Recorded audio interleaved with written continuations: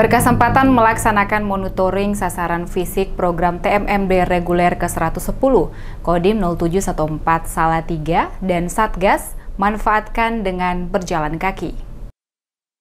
Dalam kesempatannya, dan Satgas TMMD reguler 110 Kodim 0714 Salatiga melakukan monitoring pembangunan fisik di Desa Ketapang, khususnya Dukuh Sarimulyo yang menjadi target program TMMD reguler ke-110.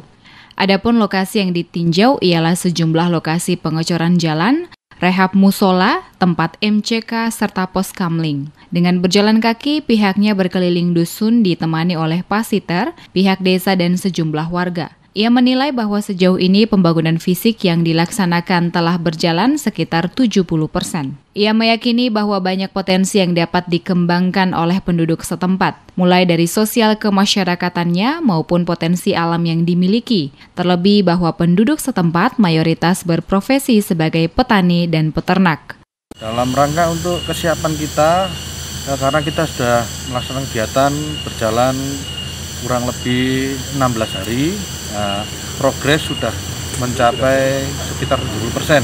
Nah, ini saya ingin memastikan bahwasanya untuk kunjungan saya kali ini kegiatan pengerjaan fisik maupun non fisik dapat berjalan diselesaikan sesuai dengan waktu yang ditentukan.